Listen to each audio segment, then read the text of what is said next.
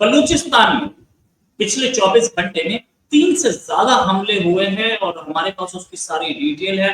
क्या हमले हैं? एक ब्लास्ट हुआ रखानी बाजार बरखान में, जहां पर 2 लोगों की मौत हुई है, ऐसा पता चल रहा है। मोटरसाइकिल पे बॉम्ब रखे थे। कराची एयरपोर्ट अटैक में सीटीडी जो चालान कर रहा था, वो खबर अलग है। साथ में मक्की एरिया में कलात में एक आईईडी ब्लास्ट है, जो कि जिसमें 4 पाकिस्तान की सिक्योरिटी फोर्सेस के लोग मारे गए हैं। एक एक्सप्लोजन हुआ है मच में, जो कि रेलवे ट्रैक पे हुआ है। इसमें कोई मारा नहीं गया, इसमें एक्सप्लोजन ही था। साथ में 4 एनिमी पर्सनल पर एलिमिनेटेड, ऐसा लिखा है अपनी प्रेस रिलीज में। बीएलएफ ने बीएलए ने, और बीएलए ने ये बोला कि ये हुआ है पंजगूर में और जुबरान में, जहां पर इन्होंने हमला किया पाकिस्तानी सिक्योरिटी फोर्सेस पे, जिसमें 4 लोग मारे गए। 5 हमले किए थे जिसमें 4 लोग मारे गए। छोटे छोटे हमले थे। इस पूरे के बाद क्या सिचुएशन है इस समय, उससे बात करने के लिए हमारे साथ संजीव मीडिया से संजीव सर, बहुत बहुत स्वागत है आपका हमारे शो में। बलूचिस्तान में आप देख रहे हैं कि तकरीबन 5 हमले इधर और 3 उधर, 8 हमले पिछले 24 घंटे में, 3 से ज्यादा हमले।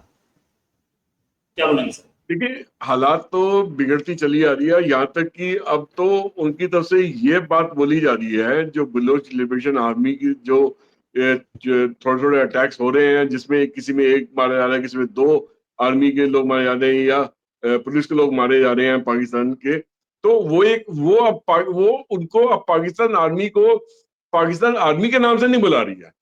वो एक एरिया है कि बलोच के अंदर जो ऑक्यूपेशन फोर्सेज हैं, हम उन पे अटैक कर रहे हैं। दैट मीन्स हमने जो आजादी डिक्लेयर करी है, तो हमारे एरिया के अंदर जिन जिन फोर्सेज ने हमारे एरिया को ऑक्यूपाई करा हुआ, जो ऑक्यूपेशन फोर्सेज हैं, वो उनको उन पे अटैक कर रहे हैं। ऑक्यूपेशन फोर्सेज कौन है? बेसिकली पाकिस्तान की आर्मी है। तो उनको उन्होंने दर्जा दे दिया ऑक्यूपेशन फोर्सेज का, ना कि उनको आर्मी का दर्जा दिया। अच्छा, ये जो बात है ना, थोड़ी सी इसलिए भी ज्यादा वहां पे मतलब थोड़ा सा और ज्यादा मतलब ऐसा रूप लेगी, जिसमें इन्होंने एक तरीके से बदला ज्यादा तेज कर दिया है, या रिवेंज जो था वो ज्यादा तेज कर दिया। वो इसलिए कि जो अभी पिछले ही दिनों में 14 जून को ना, इनके एक लीडर हैं, जिनका नाम रियाज अमन के नाम से भी बोलते थे, या रियाज बलोच के नाम से भी बोलते थे। वो बेसिकली बेटे थे वालिद कादिर बख्शीश के। तो वो बलोच लिबरेशन आर्मी स्ट्रगल में पिछले कई सालों से 2016 से जुड़े हुए हैं।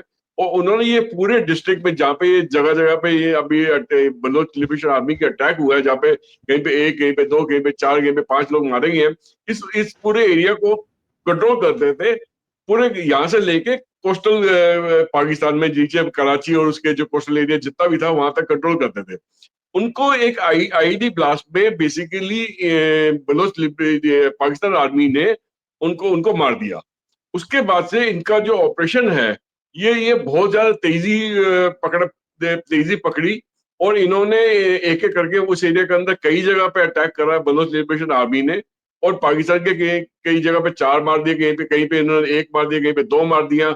यहाँ तक कि उनके जो हथियार थे वो छीन लिए। तो ये बड़ा एक कोऑर्डिनेटेड अटैक रहा। इसमें ना उनको पाकिस्तान आर्मी को अलग अलग फ्रंट पे अपनी मुंह की खानी पड़ी है।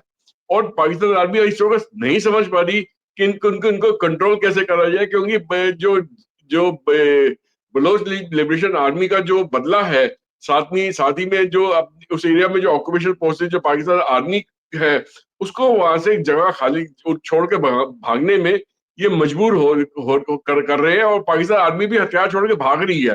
रोज दिन मारे जा रहे हैं, और पाकिस्तान आर्मी भी पूरे एरिया को धीरे धीरे छोड़ के भाग रही है। तो पाकिस्तान आर्मी ने तो और कहीं पे भी हरकत करने की कोशिश करी, तो इन्होंने डिक्लेयर कर दिया बीएलए ने कि जो रियाज बलोच थे, उन्होंने वो शहीद हो गए, उन्होंने मार्टरडम अचीव करी है। और उनकी लेगेसी को हम आगे बढ़ाएंगे, और हमारे हमले आने वाले दिनों में और बढ़ते चले जाएंगे। तो उनका कहना है कि ये जो सेक्रेड ब्लड है, ये जो रियाज का था, उसको वो जाया नहीं जाने देंगे। और आने वाले दिनों में उनके बदला जो है वो और तेजी से पाकिस्तान आर्मी के अगेंस्ट होगा। कलात में जो ब्लास्ट हुआ उसका वीडियो दिखा रहा हूं मैं आपको साइड में। ये जो वो है मतलब पाकिस्तानी आर्मी इस समय बलूचिस्तान में घुसने से डर रही है।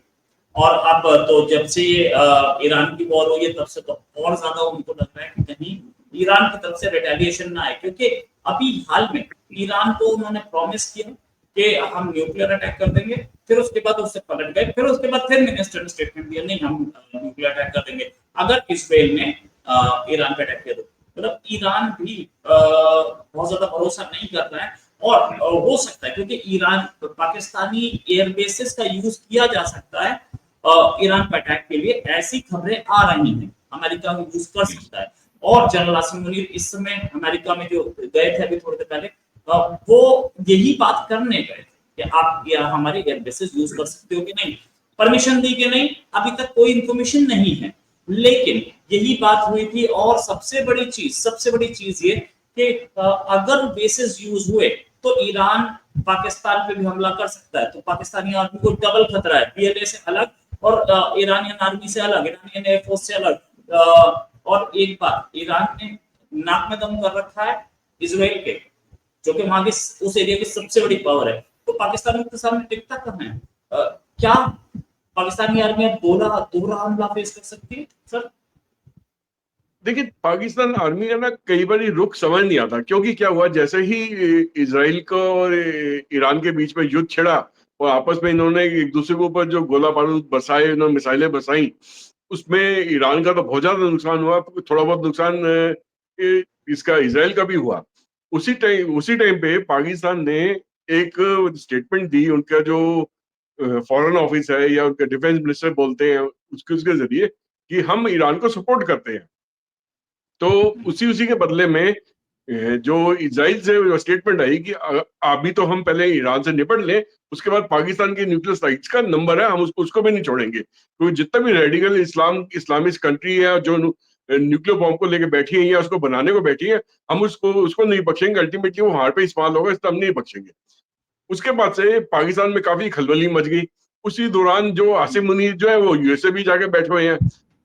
आसिम मुनीर के साथ में जो यूएसए ने बैक चैनल में बात करी है वो यही है कि जो तुम्हारी एयर स्ट्रिप थोड़ा खराब हुई है उसको जल्द से जल्द रिपेयर करा जाए, ताकि हम अपने जो फाइटर प्लेन है वहां से उड़ा के ईरान पे अगर हमें जरूरत पड़ेगी तो हम वहां से अटैक करेंगे। तो कुछ ना कुछ वहां पे डील हुई है, जिसके बदले में मोटा पैसे की लेन देन की बातचीत हो रही है वहां पे। Excuse me, sorry about that. तो मोटे पैसे की लेन देन की बातचीत हो रही है वहां पे। तो हो सकता है कि आने वाले दिनों पे अगर कुछ भी वहां पे पाकिस्तान की जमीन से अगर ईरान की तरफ से अटैक होता है तो ये चीज चाइना को पसंद नहीं आएगी, क्योंकि चाइना कहीं ना कहीं पे बैकग्राउंड में ईरान को सपोर्ट कर रहा है, हथियार से भी सपोर्ट कर रहा है और मॉरली भी सपोर्ट कर रहा है, पैसों से भी सपोर्ट कर रहा है।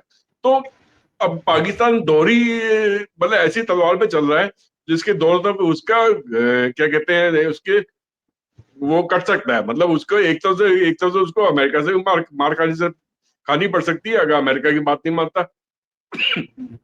दूसरी तरफ से उसको क्या कहते हैं चाइना से भी मार खानी पड़ सकती है, चाइना की बात नहीं मानता। तो अमेरिका से तो पैसा लेके काम कर सकता है, मगर चाइना पैसा देके काम नहीं करवाएगा, वो कुछ ना कुछ और हरकत करेगा जिसकी वजह से पाकिस्तान की मतलब आर्मी जो है पूरे तरीके से अमेरिका के खेमे में जाके ना बैठ जाए। तो पाकिस्तान ने अपनी तरफ से दो नाव पे एक साथ तैरने की कोशिश कर रही है। दोनों तरफ उसने पैर अपना रखा हुआ है, दो नाव पे उसने अपने पैर रखा हुआ है। अब देखते हैं कि वो उसको बैलेंस कितने दिन मेंटेन कर सकते हैं। मेरे हिसाब से पाकिस्तान ये बैलेंस ज्यादा दिन मेंटेन नहीं कर पाएगी, वो अपने ही खेल में खुद ही मात खाएगी, कहीं ना कहीं पे उसको इसका खामियाजा भुगतना पड़ेगा। राइट, इसको खामियाजा भुगतना पड़ेगा। Thanks a lot Sanjeev sir for joining. ये डिस्कशन अभी और चलेगा, ये चीजें और चलेंगी। हम बलूचिस्तान पे भी बात करेंगे, इजराइल पे भी बात करेंगे और बात करेंगे पाकिस्तान पर। अभी के लिए बहुत बहुत धन्यवाद। नमस्कार, जय हिंद। जय हिंद।